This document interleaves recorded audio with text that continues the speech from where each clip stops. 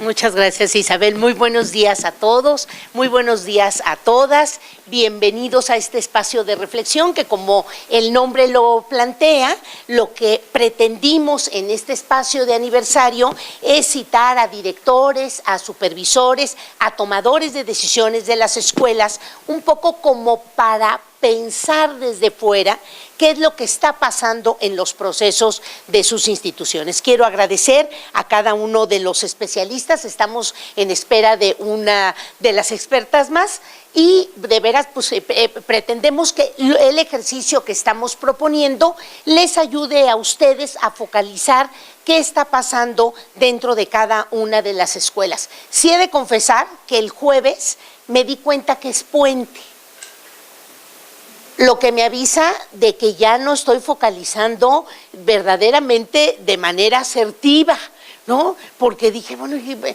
pasaban cosas y dije, claro, el lunes no se trabaja. Entonces, seguramente, bueno, por eso tenemos un poco, pues, este despiste de los asistentes. Tenemos incluso una inscripción de 25 directivos más, pero bueno, pues entiendo que el puente y toda la dinámica que cada uno de nosotros generamos alrededor de esto puede generar un poco de inasistencia. Pero para nosotros, y esa sí ha siempre sido una filosofía de Grupo Loga, y algunos de ustedes que han participado con nosotros lo saben, cuando en un taller tenemos 3 maestros, 2 directores, 4 directores, abrimos con 4 directores. Que una escuela, un maestro se transforme, para nosotros es verdaderamente el verdadero cambio y la verdadera riqueza de lo que podemos hacer por las escuelas. Y en este sentido, a mí me toca empezar el ejercicio y quiero proponerles algunas pistas nada más. Traté de intentar hacer una integración de los elementos que han logrado transformar un espacio, especialmente los educativos, y verdaderamente me encontré de que hay un mundo mucho más amplio de lo que yo había calculado en relación a aquellos aspectos que pueden generar una transformación, una eliminación o una adecuación dentro de los espacios educativos. Entonces, mi primera sugerencia, que es que cada vez que ustedes pretendan tomar una decisión, hacer alguna modificación dentro de sus espacios, sépanse que no necesariamente hay modelos estereotipados y no necesariamente es fácil lograr una transformación. Lo que sí tenemos que estar muy atentos es a las cuestiones de proceso.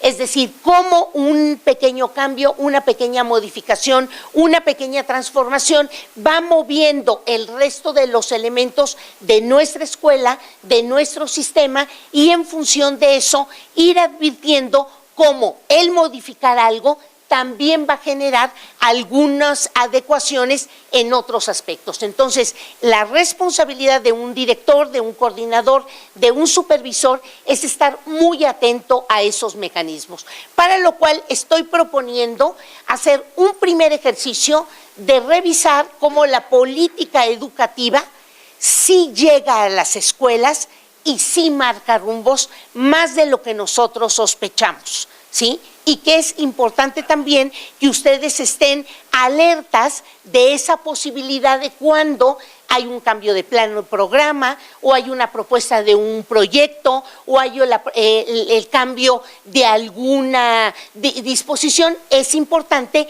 que eso también lo consideren ustedes. Luego, la respuesta de los actores, quisiera yo mencionar muy brevemente algunas respuestas específicas que los actores tienen al respecto de estos mandatos de las autoridades educativas, y que una política educativa les hace establecer a ustedes una relación específica con las autoridades educativas, los directores con los supervisores con sus jefes de zona, los jefes de zona a lo mejor con la subsecretaría de su entidad, y que eso establece una relación específica y que esa relación específica también es parte de la transformación. Y finalmente, las decisiones que ustedes pueden tomar al respecto del resto de los actores al interior de su escuela. Por favor, Alondra. Yo aquí quiero proponer un ejercicio como muy simple, pero que les lleve a pensar cómo desde 1970, yo lo tomé desde ese momento, hasta la actualidad, en cada uno de esos periodos que pude identificar, hubo una política pública específica que hizo que las escuelas tomaran decisiones en uno o en otro sentido. ¿A qué me estoy refiriendo? Por ejemplo, en el periodo que se inicia en 1970 y que hace todo un periodo hasta 1989, con la presencia de presidentes como Luis Echeverría, José López Portillo y Miguel de la Madrid, hay un interés muy específico porque dentro de las escuelas hubiera una reorganización de los métodos y materiales educativos. Pude ubicar que fue en este periodo donde deja de ser el diseño curricular como el elemento más importante de transformación dentro de las escuelas. Pero también pude recordar y también pude captar en algunas de las memorias que existen que a la escuela le costó muchísimo trabajo dejar de ver el currículum para empezar a enfocar la metodología de trabajo. Incluso hoy en día nos cuesta trabajo.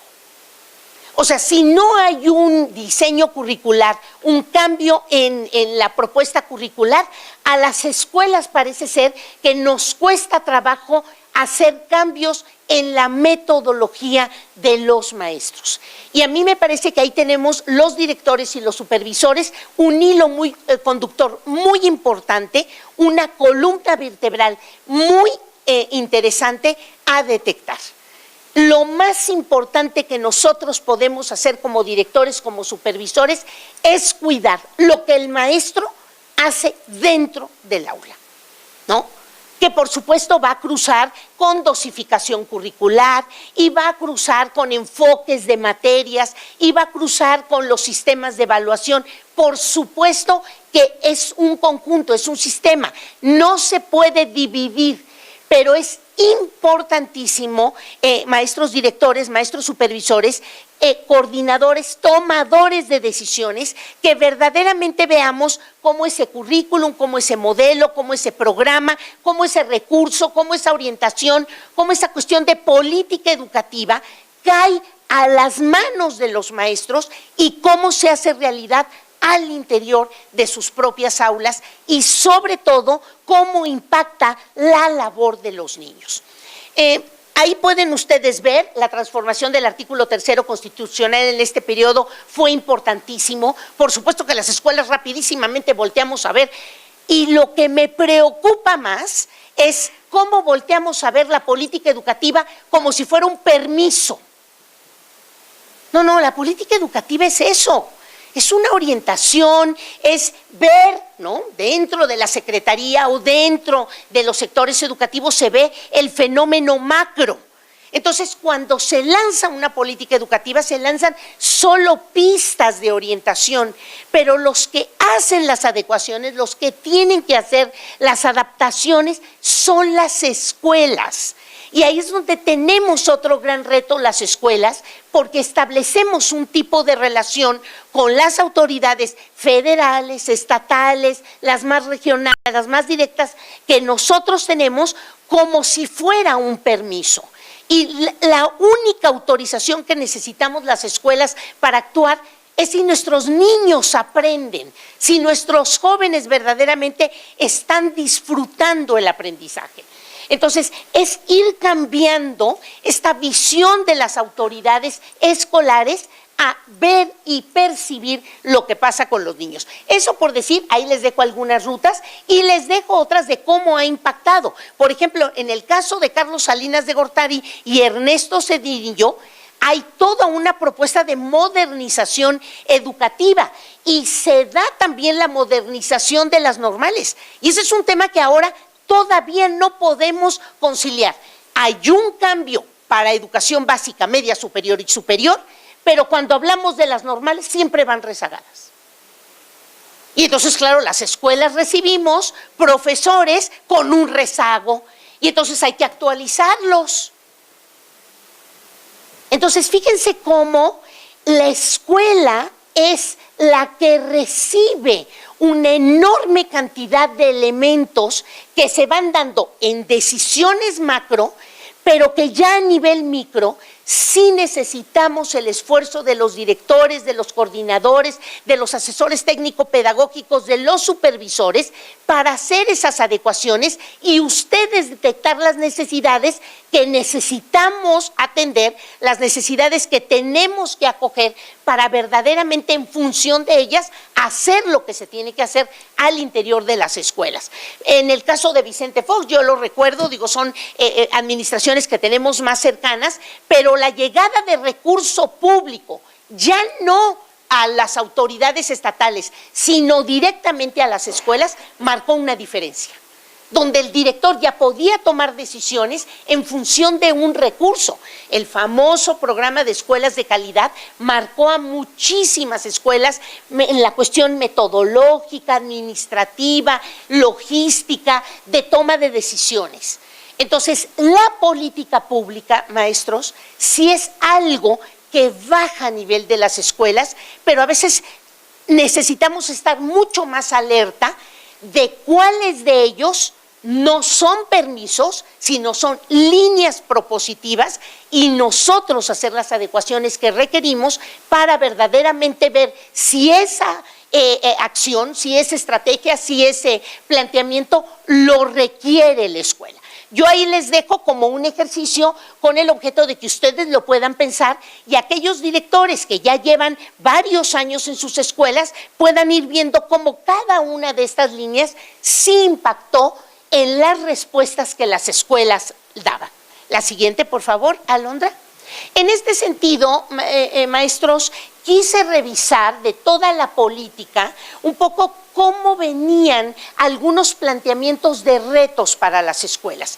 Y me parece que los que son perdurables en el tiempo y que son mandatos que luego aparecen en los programas, en los enfoques, en los proyectos, en las estrategias, en los documentos oficiales, se pueden sintetizar en estos 7. Seguramente ustedes podrán hacer crecer la lista, pero estos retos para la escuela que vienen mandatados en algún documento de política educativa son el fenómeno social, ¿no? La televisión, las exigencias, lo que piden los padres de familia, lo que nos plantean los medios electrónicos y demás, tiene una vinculación con el hecho educativo escolar. Es decir, esto es una cosa que ya no podemos soslayar. O sea, no podemos decir la escuela va por acá y todo lo social va por el otro lado. Entonces, los directores tenemos que hacer un esfuerzo muy importante por analizar ese sector de alumnos que nosotros atendemos, qué influencias tiene de su entorno familiar, social, cultural, para que desde la escuela podamos dar algunas respuestas. Las expectativas sociales frente a los resultados de la escuela, ¿no? Digo, aquí tenemos al doctor Eduardo Bakov y él podrá hablarnos más ampliamente al respecto de esto, pero la reciente presentación de resultados de los chicos de secundaria al respecto de habilidades comunicativas y habilidades matemáticas, por supuesto que ya aparecen en los periódicos, por supuesto que ya aparecen en las noticias. Bueno, cuando yo estaba estudiando la normal, ¿no? 1977, y cuando yo egresé de la normal 1981, y mis primeros años de maestra, no aparecíamos los maestros en los periódicos.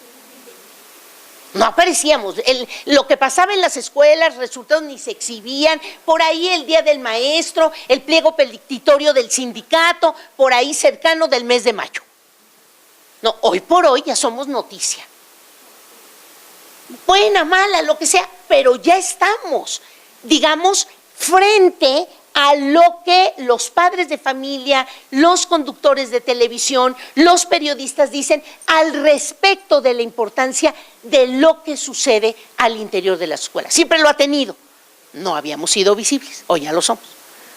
Entonces, quiere decir que esas expectativas van a tener un impacto en las escuelas y las escuelas van a dar resultados. Entonces, eso lo tenemos que aprender a analizar. Digo, yo he hablado muchísimo con la gente del INE, pero tienen resultados tan importantes y lo que estamos teniendo dificultades, cómo lo leemos las escuelas y cómo lo aprovechamos para hacer un diagnóstico o una evaluación de los resultados que estamos arrojando.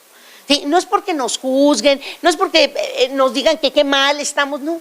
No, bueno, pues si hay algunos datos que no son tan halagüeños, lo que tenemos que hacer es cómo los aprovechamos para hacer los cambios al interior de nuestras escuelas. Y algunas cosas más como la relación de los maestros y los padres de familia, esto es un tema que ya tampoco podemos sacar. Cuando yo fui a la escuela y todos los que estamos aquí fuimos a la escuela, nuestros papás nos entregaban a la escuela con todo y regla para que nos dieran una nalgada o nos dieran un pellizcón. Bueno, pues entonces había una separación del trabajo de la escuela y las familias. Hoy por hoy, si no trabajamos juntos, nos va a costar mucho más esfuerzo. Entonces, ¿qué estamos haciendo las escuelas para integrar este binomio? Las exigencias de las autoridades educativas y las reacciones de las escuelas, sus directores, sus maestros y los padres de familia. ¿No? Yo lo he dicho hace muchos años, hay una comunicación falsa, hay una comunicación doble, hay una comunicación poco cercana, ¿sí? Lo que hace una doble moral en la escuela y eso por supuesto que nuestros alumnos también lo aprenden. Entonces, este es otro elemento, otro reto que las escuelas tenemos que captar por ahí. Las reformas educativas mundiales y la presión que ejercen en cada uno de los sectores es otro reto importante, porque ya conocemos más, nos abrimos más, hay más congresos, hay mucho más comentario al respecto de los avances mundiales o internacionales y por supuesto que la escuela no está exenta de eso. Lo que tenemos que hacer es advertir si esa propuesta que nos están haciendo es equiparable, es transferible, es escalable, es aplicable a mi institución. Ese es un esfuerzo que solo el director, conjuntamente con su supervisor, puede hacer. Y dos elementos más, los tiempos entre el impulso de la política educativa y la traducción que hace la escuela para las actualizaciones pedagógicas. Uy, ahí hay un trayecto enorme. Entonces, apenas estamos teniendo una transformación, una propuesta de política pública. La escuela medio lo estamos entendiendo cuando ya viene la siguiente. No, entonces, esos tiempos también es importantísimo analizarlos y, por favor, concebir esas rutas como meras pistas, pero no como órdenes, maestros. Las escuelas tienen que también sentirse que tienen este valor de tomar decisiones y tenemos que inaugurar un diálogo con nuestros supervisores, con nuestros asesores técnico-pedagógicos, con nuestros coordinadores regionales, de una manera que permita que ellos también vayan entendiendo los procesos de las escuelas. Y finalmente, los maestros frente a las formas de aprender de los alumnos, que aquí está Pati León y que nos dirá, oigan, los chamacos vienen así, no se les olvide que ya no son esos chamacos de antes. Y voy cerrando, ¿no? Para que ya mis compañeros empiecen a desmenuzar con algunas cosas que les pueden dar pistas para esta transformación real de las escuelas. Un primer esquema. Se nos plantean metas, nos planteamos metas, queremos alcanzar cosas y resultados, pero hay habilidades específicas de los actores para alcanzarlas. A veces no necesariamente las habilidades nos alcanzan para alcanzar esas metas. Entonces, eso lo tenemos que identificar, porque entonces si no, se encuentran como fuerzas opuestas que siempre van a generar tensión. Y nuestras acciones o van a ser lentas o van a ser incipientes o al contrario, vemos que esas metas sí tenemos las habilidades de los actores necesarias para que se sumen y no se confronten. ¿Por qué? Porque los actores y sus habilidades van a recibir presiones para el cambio. Así lo viven nuestros maestros. Los actores que están dentro de la escuela pueden leer la complejidad de un cambio. Todo cambio es complejo. Incluso cuando un hijo ayer escuchaba a una mamá muy linda que decía que hace 2 semanas una de sus hijas la había verdaderamente confrontado y va a coincidir con algunos comentarios de gente que está ahorita dentro de la política, no me lo tomen a mal, pero así sucedió. Dice que su hija estaba jugando con ella en la cama, se voltea y le dice la niña, ay mamá, te has volvido muy aburrida. Ya me entendieron lo de, por eso, pero así no los contó, ¿eh?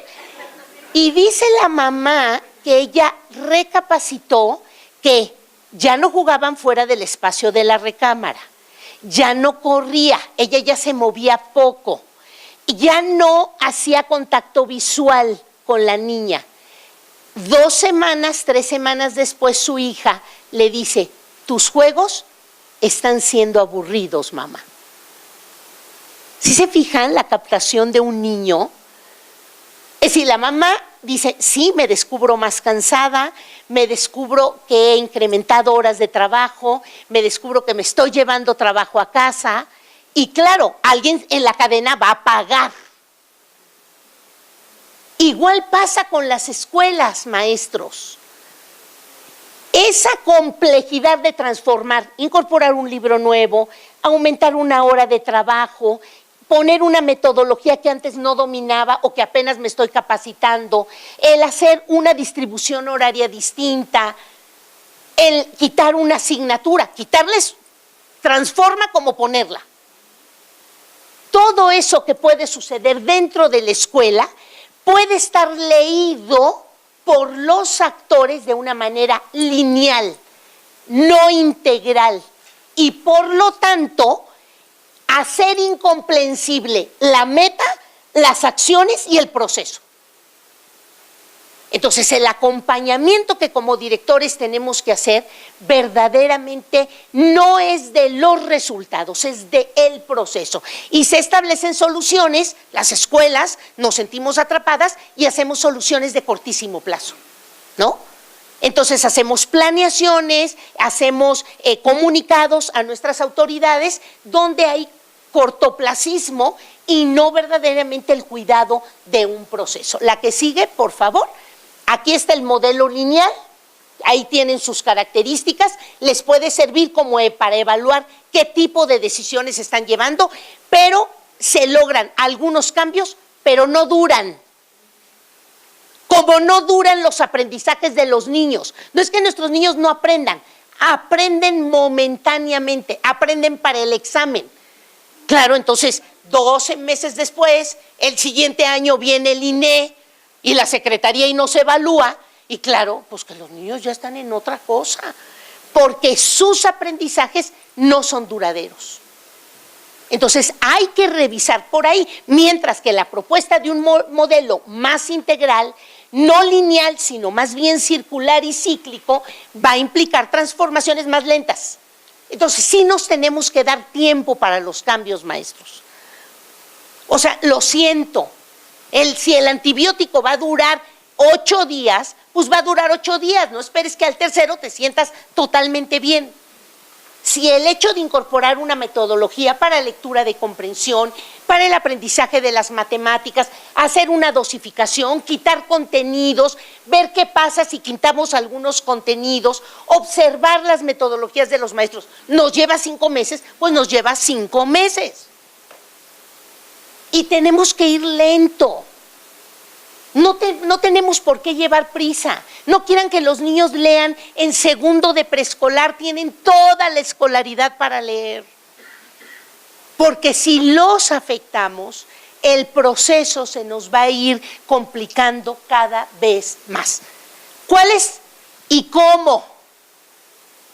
Los directores tienen que tener 4 paquetes de habilidades y eso sí los van a tener que desarrollar. Así como le decimos al maestro, ahora te toca esto, también los directores, los supervisores requieren habilidades para impulsar, para acoger, para arropar esa transformación. Primero, habilidades de flexibilidad.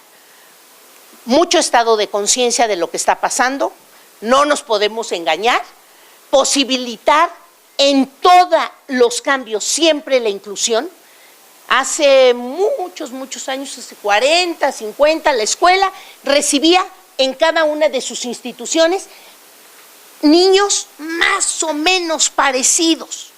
Hoy por eso ya no existe. Hoy en las escuelas van de una cultura, de una religión, de un enfoque, de una serie de valores, de una... En todas las escuelas públicas, privadas, rurales, urbanas. Entonces esa pluralidad nos obliga también a ver el fenómeno que se está dando en cada uno de los salones y ampliar las capacidades de escuchar.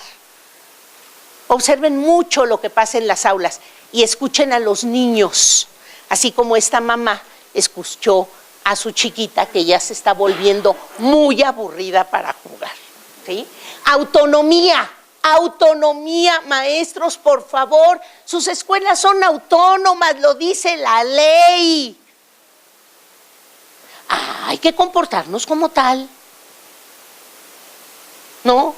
De veras ya hoy ya poco se habla de estos oficios de extrañamiento. No, maestros, tenemos que cuidar qué está pasando en cada escuela, cómo se desarrolla. Por lo tanto, esta autonomía requiere mucha responsabilidad, requiere capacidad de hacer cambios y sobre todo darle seguimiento y medir los impactos y las consecuencias. 2 paquetitos más. La siguiente, por favor, Alondra.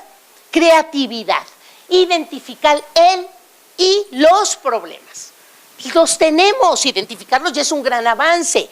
Tener ideas, pero generar formas de hacerlas. No solo basta tener una idea, porque luego pobres maestros, oigan maestro, se me ocurrió una idea y órale, levantamos las ideas a los pobres profesores, pero ¿cómo? ¿Y en qué momento? ¿Y qué se tiene que hacer? Entonces también esta capacidad para hacerlas, observar para comprender mucho. Sobre todo la cosa que yo sugiero más a los directores es métanse a ver las clases de sus maestros. Ahí van a comprender muchísimas cosas.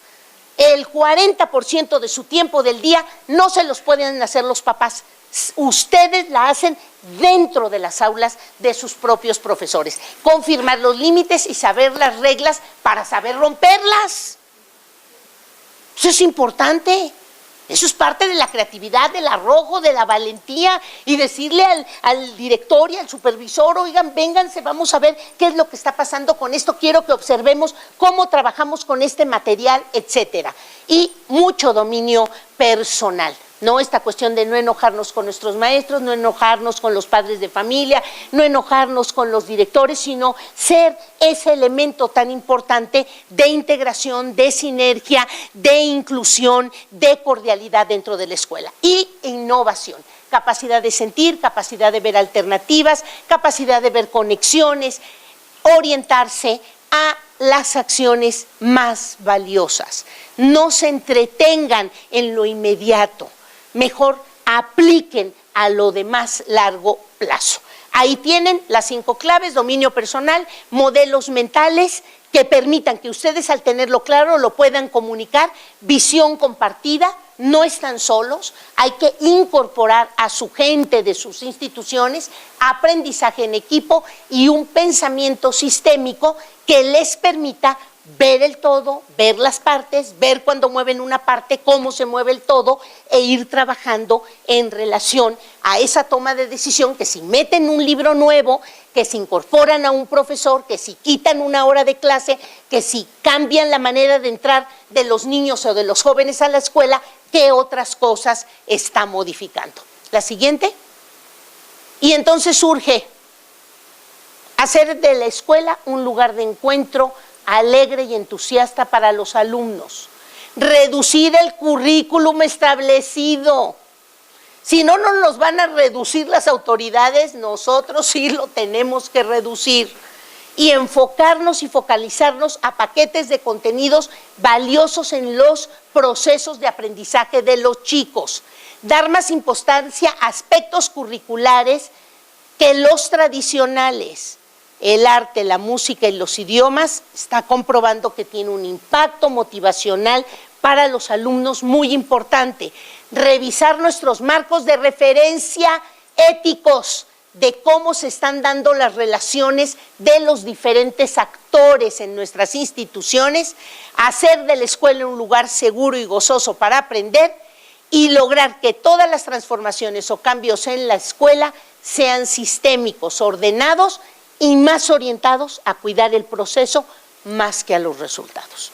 Son algunas de las pistas que hemos podido integrar y que logran que una escuela se transforme.